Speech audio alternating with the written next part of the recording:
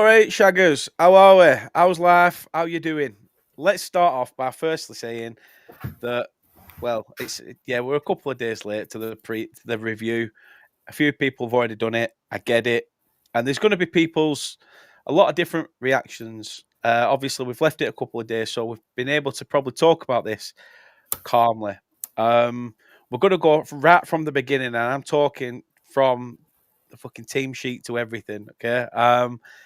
Because it's just got been one of those. It was one of those strange afternoons where I don't know. I don't know. I just keep thinking about Fulham, and that could just be curtains for Parker. In my opinion, he might have saved himself with that. I don't know. My head's all over the place, and to be honest, only 30% of it's Burnley. That said, I've got the gruesome twosome back in the building, Mr. Milner, and the slackest man I know. How are you guys doing? Good, mate. Good. Can't complain. Can I be first to say well done on your victory and I'm a celebrity? That were impressive, aren't mate?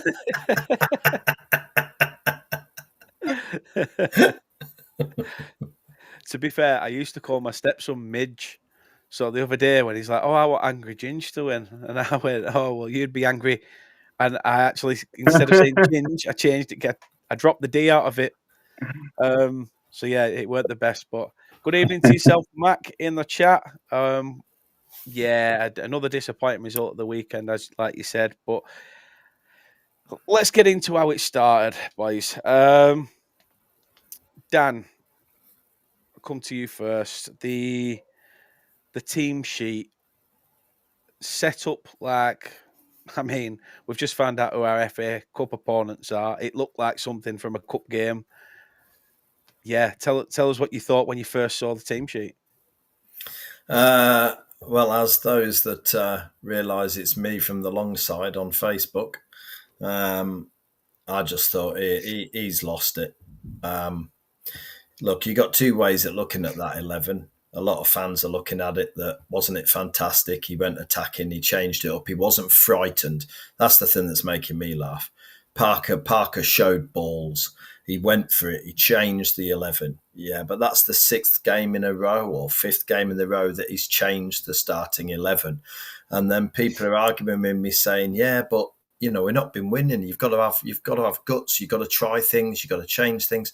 Yeah, but, you know, we spent the whole season in the Championship literally playing the same 11. He's not a manager that changes the starting 11. He's not. And the only time he's ever been known to change the starting 11 a lot is Fulham, who all go on about the fact that he just suddenly started changing the 11 and had lost it. So, yeah, that was my take on it. There were some good points to it. Don't disagree with some of the ones he brought in. I don't disagree with the fact he tried 4-3-3.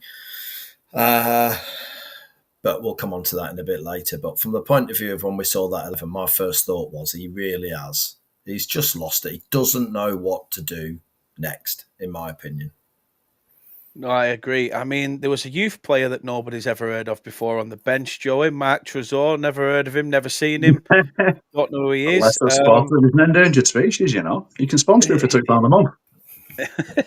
He must have done, but to be quite honest with you, we'll get into what I was about to say towards the end. But yeah, it looked like from a bench perspective, we had quite a lot of attacking option on there. Yeah, I think we did. What you say about Parker making changes? There's a difference between making changes, creative changes, and enforced changes, and there's a difference between not knowing your first 11. And he doesn't have a clue what his best 11 is at the moment. He really doesn't. He's trying players in different positions, different formations. He hasn't got a Scooby-Doo what's going on. No, that's true. That is true. So, yeah, we start the game. I thought we actually started it pretty well on the front foot, took the game to them a little bit.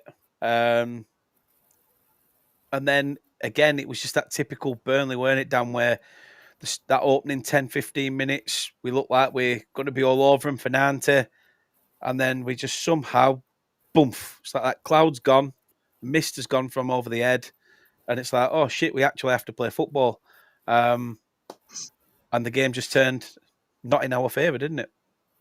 Yeah, I sort of get the feeling that we surprised teams at the start most of the because what you got to bear in mind is that these are, dare I suggest, Premier League managers who we're playing against.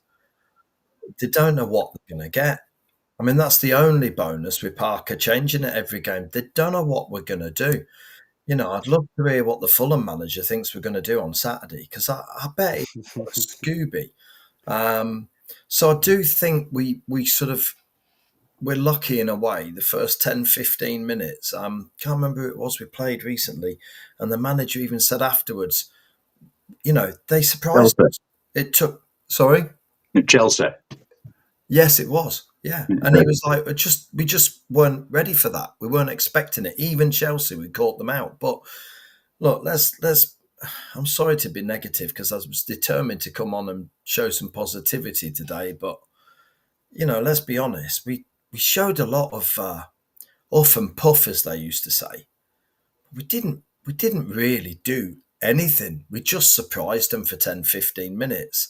And then, it's obvious even in that 10, 15 minutes, we had nobody up front. So even some, let's be honest, brilliant corners from Pires, proper corners compared to, last game when we weren't even getting past the first man. Do you think that's why Hartman got dropped for Pires? Because I think Hartman, it was probably one of Hartman's worst games, that Palace game, wasn't it? Yes, I think so. And we talked about it, didn't we, Dan, in the last show? Yeah. Hartman, I mean, he wasn't running forwards. He wasn't passing forwards. He was just side passing all the time. Every time we got the ball, we were getting nothing from him. Now, we can all complain, and some have, Pires isn't a left back. He's not a defender. He can't defend. But my God, that lad will run up that wing, and he will run at players. And that's exactly what he did. And then he will whip a ball into the box from the corners that are evil. I mean, if we'd had half decent attack, I do believe we could have been 1 or 2 up before Newcastle would have known what were happening. But there you go. It's true. And then on the half-hour mark, I said it during the watch along. It was tried to make things for extra Burnley, but Bruno Guimaraes, however you want to pronounce his name, depends where you're from, goes and does an Ashley Westwood replica against Liverpool, and bags from a corner. Joey, your thoughts on it? Because a lot of people are saying, you know what, great goal, which I totally will hold my hands up. You've got to get lucky there. Yeah. But then there's question marks on Dubravka. Yeah. There's also question marks on whether there was a foul and Dubravka is impeded. I mean, give us your version of it. Yeah.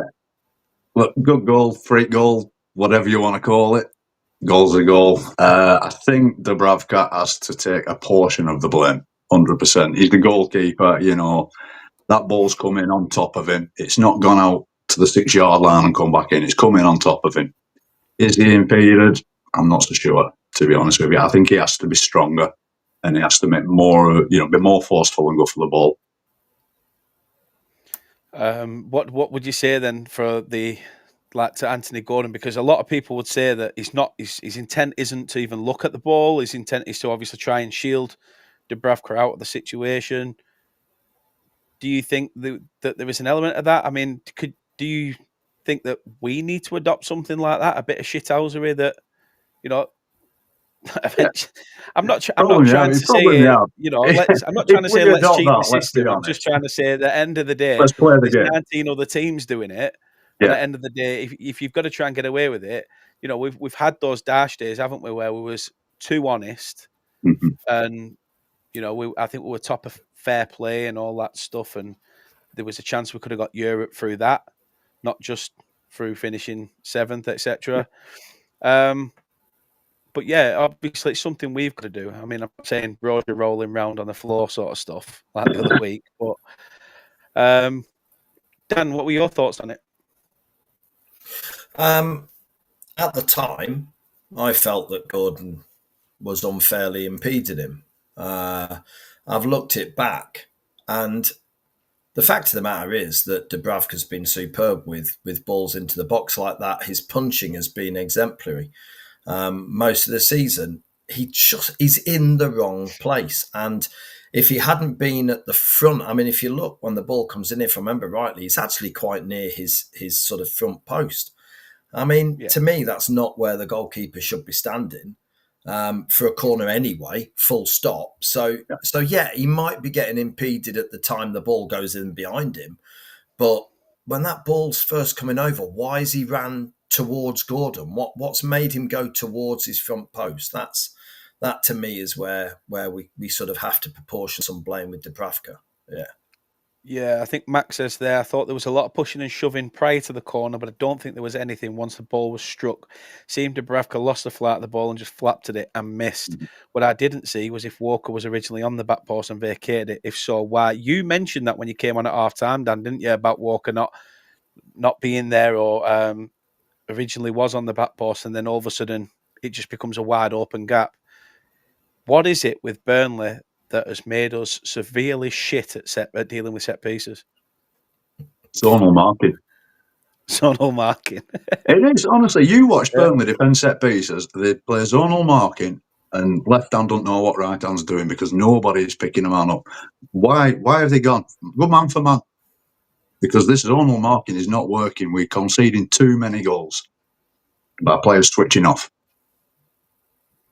Speaking of players switching off, I actually thought Lucas Perez was pretty solid before the unfortunate sending off. I say unfortunate, I mean, obviously, it was definitely a sending off. Well, there's nothing unfortunate about that. There's nothing. I mean, fair enough. That's what we want to see, though. We want to see a bit of fight that he's willing to throw himself in there to stop that goal scoring opportunity, knowing even at that point, we're 1-0 down.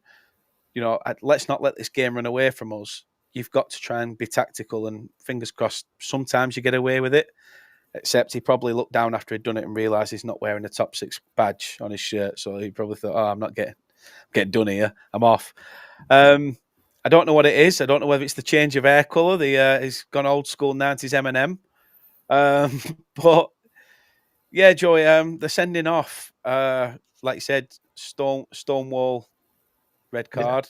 Yeah, if he's done that on halfway line, he's probably getting a yellow card for it. It'd be harsh to get a red if you're on halfway line, but given where it were, can't have no complaints whatsoever.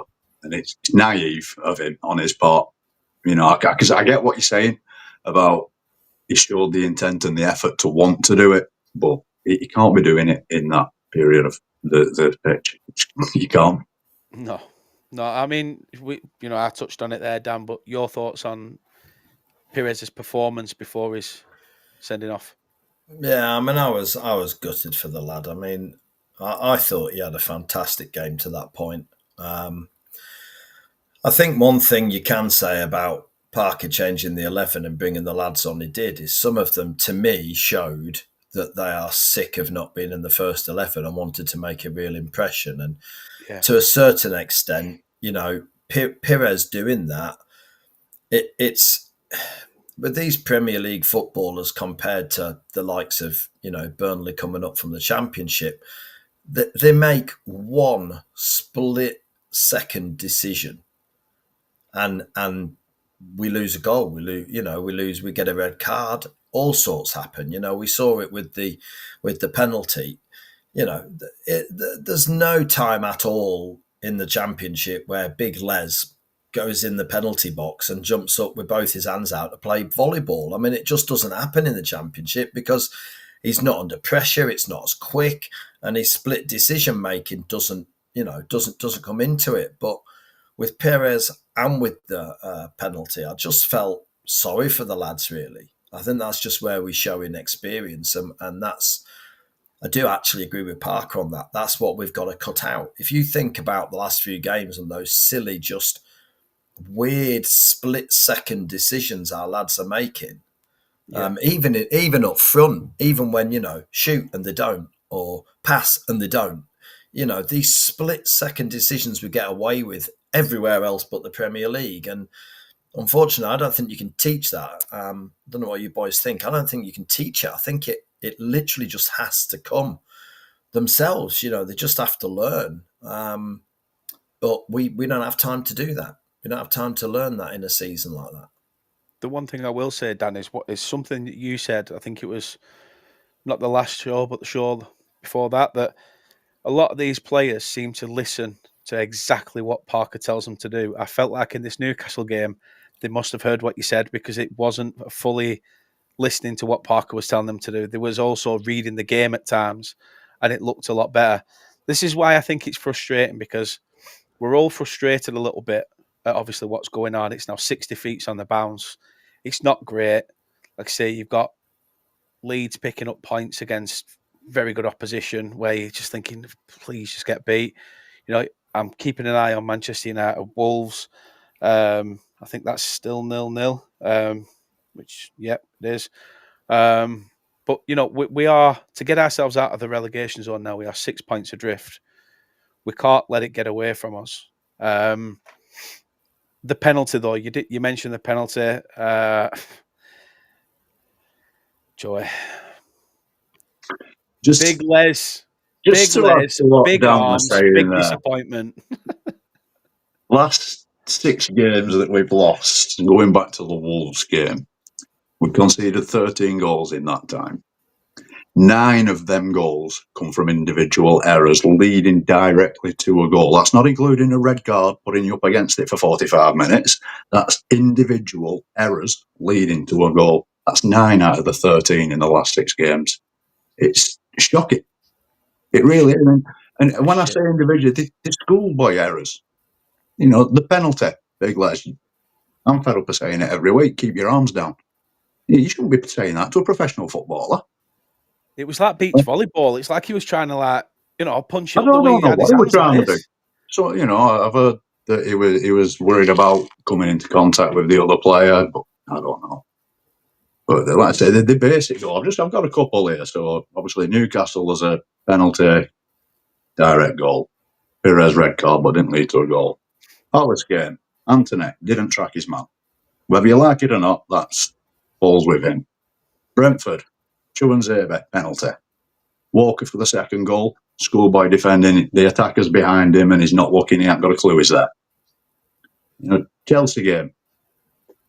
This poor marking I wrote down, to be honest with you. For their first goal, it goes into the back post, because they did have 2 men spare. So I'm not exactly sure who, but somebody has not picked up their man. I'm going to lay it with Anthony. We said it when we reviewed the Palace game before the Newcastle preview. We said that Palace's goal was exactly the same as that first Pedro Neto goal that Chelsea scored.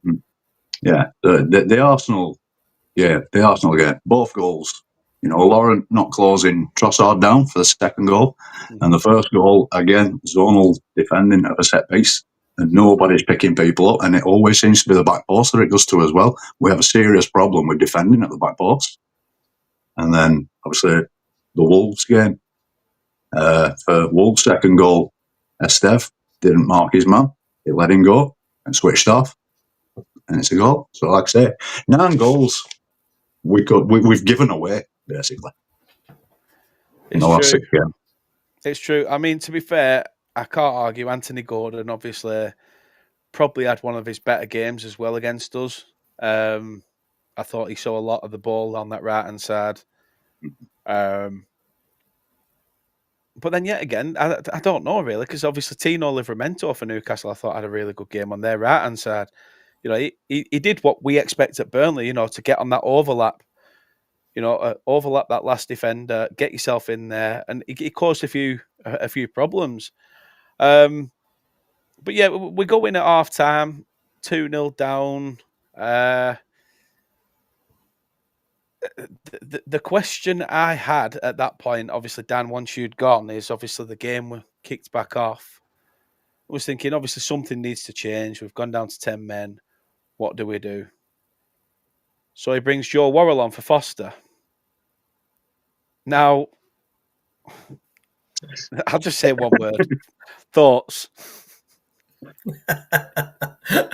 I can't tell you my thoughts at the time, because we are before the watershed. But fucking lunatic. Just say it. Just say it. I'll take that. I mean, look, yeah, what was he going to do? I don't know. Do you go for it? Do you go for it and think, oh well, I can't remember who I said it to. Probably one of my girls. At the end of the day, might as well get beat 10-0 as 2-0. And let's be perfectly honest, our goal difference is not going to keep us up this year. So you can't even turn around and say, oh no, keep the goal difference down, because at the end of the season, when we get relegated by 4 goals, that was the 8-0 defeat by Newcastle. It's not going to happen, is it? It's just not going to happen. It's not going to be on goals. But without jumping ahead too much, actually it sort of worked, and I was a bit concerned that Joe Worrell actually really seemed to grab hold of Estev and Ekdal and really seemed to make a solid central 3. I mean, to the extent that I'm looking at Fulham thinking, can we play Worrell in the middle of? Because I mean, he really did. So maybe that was the plan. Let's just show it up, and it did give us space. It did give us. We did play 3 at the back, and it did work for huge periods of time. And we got up the wings with JBL playing left wing back. I mean, brilliant. And Walker was enjoying wing back more. It was working. It was working. It were, and like I say, if you base a game on 2 halves, second half we won 1-0. But again, I think when I'm looking back at the match report now, and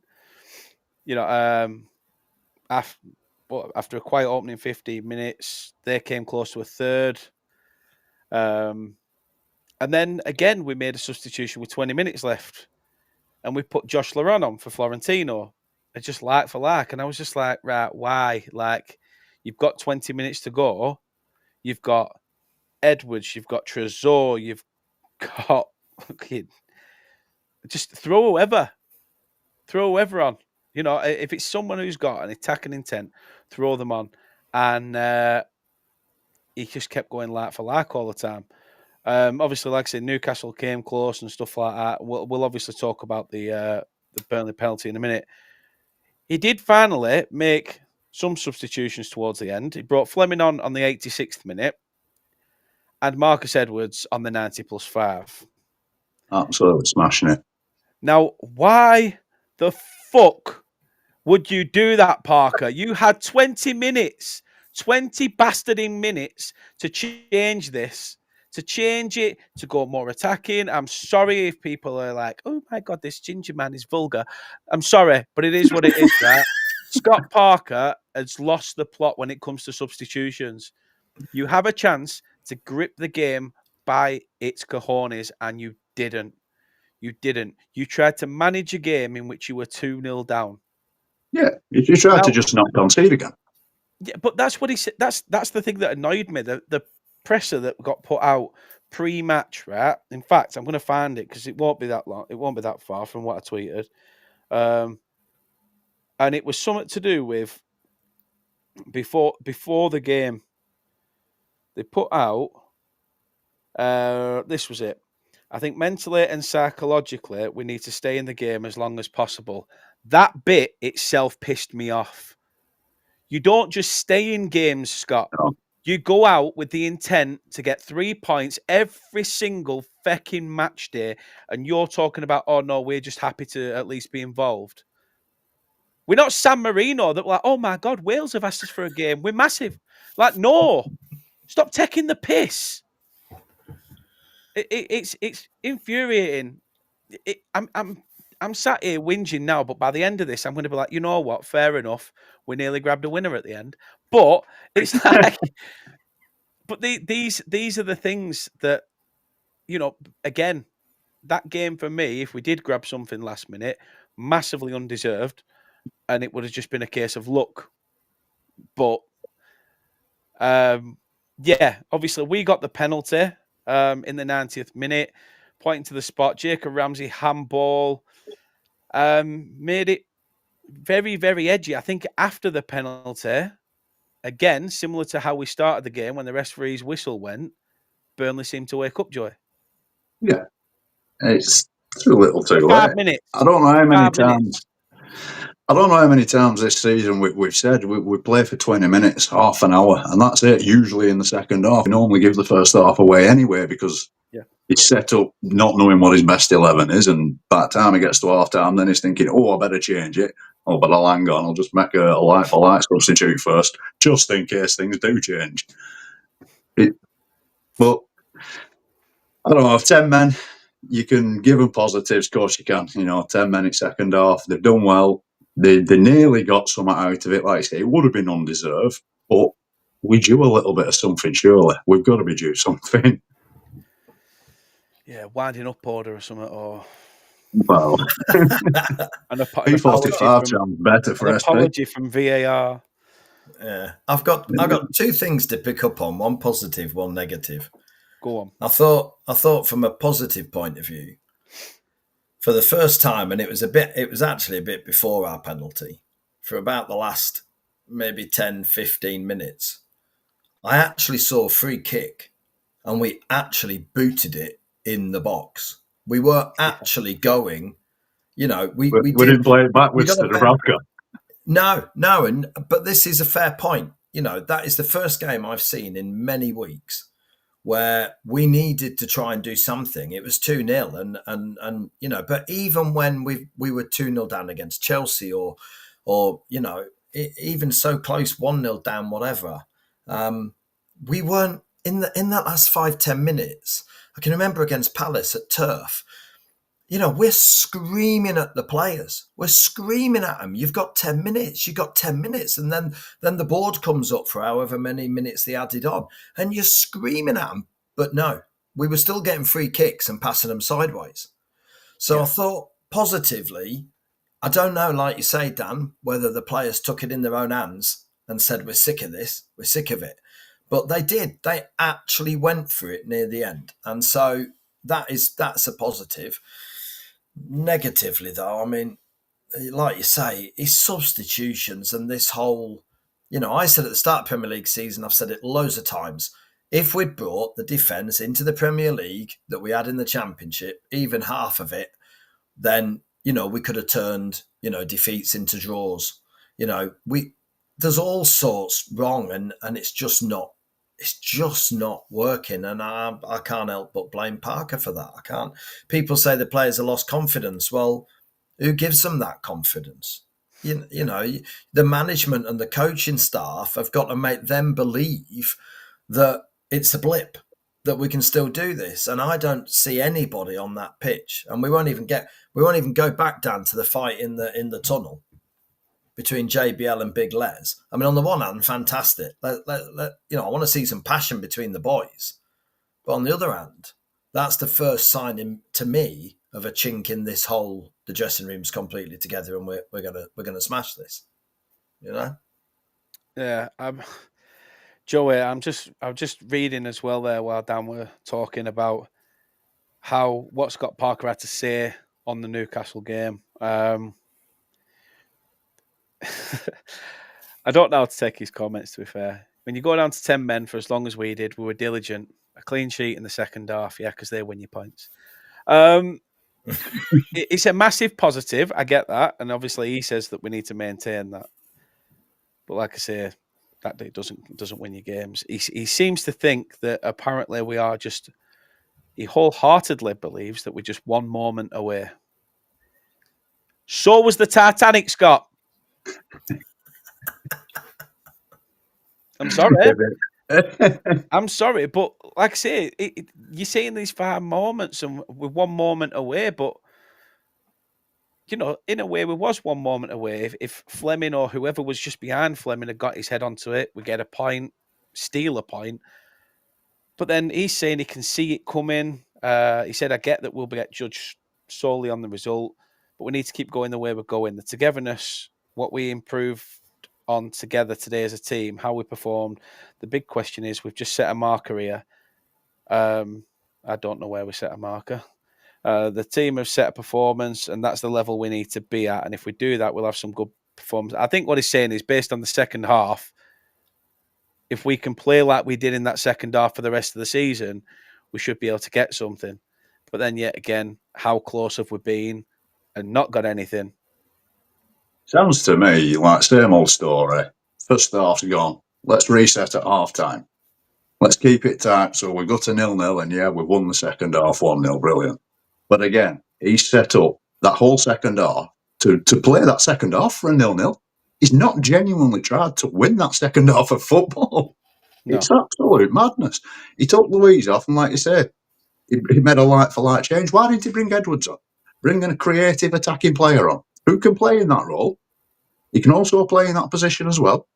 Mhm. You know, it's not unlike for like, but it's a lot more attacking. Why not do that with 20 minutes to go instead of with 5 minutes to go? It's absolutely mental. It is. We're not going to stay up winning. He's happy to take that. He's happy knowing that, we got a clean sheet second half. We came close to practically winning the second half 2-0, so we should share a point anyway. We are not going to win enough games 1-0 this season to keep us up. I'll tell you now. We saw it last in the championship season, didn't we, Dan? How poor we technically were, because really, yeah, we smashed the season, but we weren't a goal threat, were we? Really, we weren't a goal threat at all. Not until quite near the end. Second part of the season. Yeah, I mean, we didn't really start scoring until we started winning, and we drew half the games at the start. I mean, I agree. But it was a different season, and I was more than happy to give Parker the benefit of the doubt. You know, he took a squad on at the start, and as per usual, by the close of the transfer window, had half a squad gone, and didn't really know what, funnily enough, what his first 11 was and what was going to work. And to be fair to Parker, what he did in the Championship was absolutely bang on. He just made sure we didn't lose, because we were in a position when Sunderland beat us, if you remember, when we just looked in complete and utter disarray, and we weren't going to do anything. So different season. But to come up to the Premier League with a completely different defence, admittedly, with Kyle Walker and Martin Dubravka in it, but you've still got two young lads bang in the centre of defence who, have got no experience at this level.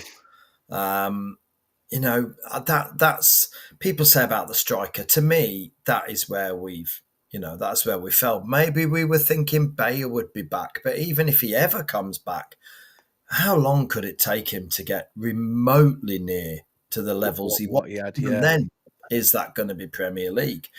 That to me is where we've cocked it a bit, and I'm really sorry to say it, but Joe Worrell did actually look the experienced centre half we need. He ain't going to do 90 minutes at all, and he's going to be torn a strip by some of the Premier League attackers. But if he can at least hold the two lads together, maybe that's something just to try. I will say very quickly, Dan, what did I say in the preview? I just hope Newcastle are actually a decent team. And credit to Newcastle. I thought they were brilliant. I thought they were the best team we've come up against in weeks. And that at least made me think, do you know what? We weren't going to beat Newcastle United. They're on form. They're playing well. They've got some beyond world-class players. And that's what they did. You look at the stats, mate. I mean, they murdered us. Yeah, I'm just looking now, actually. 18 shots, 8 on target. They had the better possession with 62%, 522 passes with 91% accuracy, should I add as well. That just goes to show how on it they were. Yeah, compared to our 100, and I've got 183 completed passes for us, and even that was 73%. So you put that against the team that we played, they looked better than Chelsea. They look better than anybody we've played recently by a million miles. So I guess in a way we're saying, well, fantastic. We had a great win in the second half. But yeah, there you go. Well, let's make it positive. We'd have took 2-1 before the game. And if you'd have said you're going to play half a game with 10 men, you'd have definitely took 2-1. Yeah. Yeah. Definitely. Yeah, 100%. Definitely. Oh, my little girl's got hold of Kate's phone. How are you doing, Princess? Hope you're well. Daddy loves you too. I just feel like something needs to change now. We've got a game coming up at the Turf, an evening kick-off. It'll be cold. Fulham won't like it because the Southern softies like, damn. He'll be in his dry robe. He will know. My There God. you go. And it's just. I'll tell you what. Yes or no question: is Parker massively under threat if we don't get anything from this Fulham fixture, Joey? Yes. Yes. I think he's just gained a reprieve with the Newcastle game. Like I said before, Newcastle game to you, if we'd have got spanked, he'd have gone, I think. And I think the two, well, it's just a reprieve. And unless it changes quick short, I think it could be gone before Christmas. Dan, you were in disagreement. Yeah, my head says he certainly should be. My I don't know, whatever says my balls say that he's, he has a chairman who will not pull the plug until it's too late. I really believe that. He pulled the plug too late. Is there a case of being too loyal? Yeah, without a doubt. And he pulled it too late with Deitch. I love Deitch, but he pulled it too late. Imagine with Jacko in charge, the way he ended that season, if he'd got rid of Deitch 3-4 games earlier. Do you know what? We'd have probably stayed up and none of this would have been happening. And people keep saying to me, oh, yeah, so who's it going to be? Who's it going to be? Well, do you know what? Stick Jacko in, because I'd rather go down seeing a team that fights, seeing a team that, puts 110% to every single ball, and therefore gets something, which is what happened when he did that temp charge, than what we're getting. So will I expect him to go if we get beat by Fulham? Unfortunately not.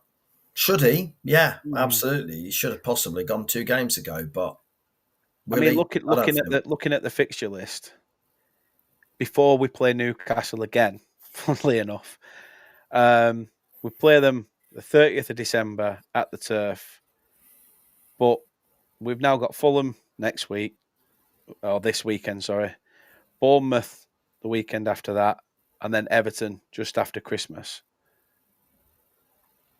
I think if it's looking bleak after those 3 games, even if it's just a case of point out of 3, I can't see him being in. I can't see him being manager for a new year. But being there at the New Year's Eve party, should I say? A few weeks ago, those were quite favourable fixtures, and now I'm thinking we're not going to get a point from them 3. I can't see us getting a point from them 3 fixtures, given how things are, unless something changes, and it has to start with Fulham. It just has to. Are you expecting a better atmosphere, Dan, on Saturday? Because obviously it was very, very shitty and flat against Palace, wasn't it? Yeah, it was that. Was that to be expected, though? No, I've said before, even when we're losing, if the lads show it on the pitch, then they'll get the backing. We didn't start flat against Palace. The Turf was ready for it. The Turf wanted it, and then the lads just didn't give us it. And rightly or wrongly, the one thing about the Turf is the minute they don't give us it, most of the lads are quite happy to go and have a few beers and chill out. That I see it online when I'm when away game with Newcastle. I got a lot of guys I know that were up there at the game. They got to half time. They all went to the pub. They were up there for the weekend. They were like, what's the point? And rightly or wrongly, that's because the lads aren't doing it. So if the lads come out against Fulham and they put, 15, 20 minutes in, but then keep it going like we did against Newcastle, then Turf will respond to that 100%. But I just think Parker gets away with shit. I think we come to the Fulham game and people are going to say, well, it's not his fault Walker's suspended. It's not his fault that Perez is suspended. So he had to change a team that did so well against Newcastle. And there'll be reasons why people will feel, no, don't sack him. And then when we go and play Bournemouth, well, come on, did you ever think you'd beat Bournemouth away? Because, they're quite a good team, and that's his get out of jail. And then we play Everton. Yeah, but what do you expect? It's Everton. Does AFCON also play into his hands a little bit? Of course it does. And Hannibal's suspension, even though he barely played Hannibal anyway, but Hannibal's suspension, Foster's gone. I just feel like he has this sort of, I don't know, golden balls that just seem to get him through at this point. But we'll see. Well, nobody should be Preview giving Fulham any in the week. credit for players at the AFCON because he's well aware of that situation months and months ago. He's aware of the possibility of who he could be losing over this period. So, to me, that's no excuse. You can't say, oh, well, Hannibal's not here and Foster's not here. Rubbish. Yeah. Before anyone starts saying it. I mean, Max said in the chat, I think Bournemouth is the only real opportunity to get something. I mean, I'd probably say that, well, that and the Fulham game, the Everton game probably not, because I'm fed up of seeing us play Everton over the Christmas period, especially after that dick in a 5-0 or 5-1, whatever it were, Boxing Day. I'll never forget it. I went on the game with my stepdad. My stepdad's a blue, and he sat at the side of me, and he was digging me at ribs and proper loving it. And then at the end of the game, I thought, you jammy bastard. And I went to walk down the steps of the concourse, and he stood at the top of the steps and went, "Oi, Dan, take a picture of this." Turn around, under his jacket, had his Everton top on. Bastard's got it as his profile picture as well. Thought you, honestly, something else. But no, it should. Let's look ahead to that Fulham game. Obviously, we'll review it on Thursday. Preview it on Thursday. But yeah, big questions are going to be needed to be answered when it comes down to a performance, because we keep saying we need to make Turf Moor a fortress. For us, yes. For us, not for So, Dan, opposition. you said about playing Worrell. You'd be happy with 3 at the back with Worrell. What would you take 3 at the back? Dan Milner. Would I take 3 at the back? I am still talking about formation, Dan. Yeah, I know. I think we've got no Walker, which pretty much, in my reckoning, gives us Oliver Son. Where's he disappeared to? Well, he's there. He's just doing a lot of modelling. So Oliver Son, Oliver Son is our only right back, and he's not really a right back. He's a wing back, and he's looked okay. Right back. He's looked okay going forwards. He hasn't looked great defending. He's needed Walker with him when he's played in a 5. To me, if you're going to stick Worrell in with the 2 lads, Ekdal, Estev, you're going to bring Hartman back in, who's going to have to play more of a wing-back role, and then you're going to have Son. You could potentially, I don't know, move to a 4 and move Son up and keep Hartman back as a full-back. Don't know. But that's my concern. What you're going to do with no Walker and Oliver Son. If you play 4 at the back with Oliver Son on that right back, I just don't see us defending anything down that side at all, bless him. He's just not there. He's too young, he's inexperienced. But if you start the game with 3 centre-backs at home to Fulham, that's technically a 5 at the back. That straight away breeds negativity into the stands. No, I disagree if, as Mac has just said, play Brun Larson as a wing back. We play somebody like Brun like we did second half. We looked all right with 3. If we start and we actually make it obvious that we are getting up the wings, that we are attacking them up the outside of the wings, and we're keeping 3 at the back and just bringing it, it's a different thing, isn't it, Joey? You know that. We're not playing 5. We're playing a 3 and a 2, I don't know, 3-2-3, whatever. If we do that, then I don't see a problem. But you're right. If we play 5 at the back, if we do that and try and just pass the ball around, it's going to get sour very quickly. Yeah, very quickly. And that's the only thing now. We see a lot on social media. A lot of fans are saying keep Parker, but there are an awful lot of fans saying get rid, or just not saying anything. In turf is where you're going to hear what the fans believe. You're going to hear the groaning, the mumbling, and I wouldn't be surprised if quite quickly we start hearing the boos. So I'm surprised we're not, to be honest with you. Yeah, I expect it next on Saturday. Won't lie. I was just looking for Mac actually, Dan, because he just. I was just looking at Fulham's last results. They played yesterday and got beat 2-1 off Crystal Palace. Then they played Tuesday night, which they nearly got something at home to Manchester City. The game finished 5-4 to Man City. City were like 3-0 up as well. Mad game that. They beat Spurs away from home. Then went and beat Sunderland at home. Lost to Everton away. Won 3-0 against Wolves, but then yet again, who hasn't won to Wolves? And then I'm going back as far as October now, which is when they took Wickham to penalties. But I think at that time they were going for a bit of a rough patch, and now they've started to put a bit of a run of form together. So, Typical, isn't it? Everyone we play just starts to put a run of form together. well, yeah, the thing that could help us is it's a late kickoff on Saturday, and they are to play on Wednesday in the quarterfinals of the Carabao Cup against Newcastle. So, yeah, so no So training on Thursday. yeah, it's almost like, do they?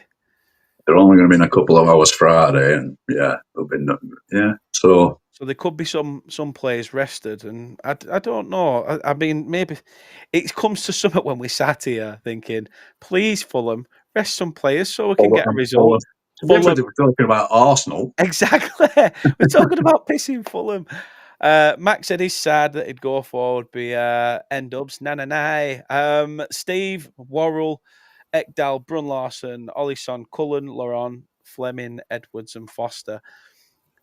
I still want to see what Mark Trezor can do in a Premier League team. But like I said to Dan the other day at halftime, I said, even if we do see Trezor come on in the second half, we've got to have a team that will play and give him the ball and we show attacking intent. If we're not going to show that, we're not going to get to see the best of certain players. I think we said it before, haven't we, that the last time we saw creativeness going forward was someone like Maxwell Cornet.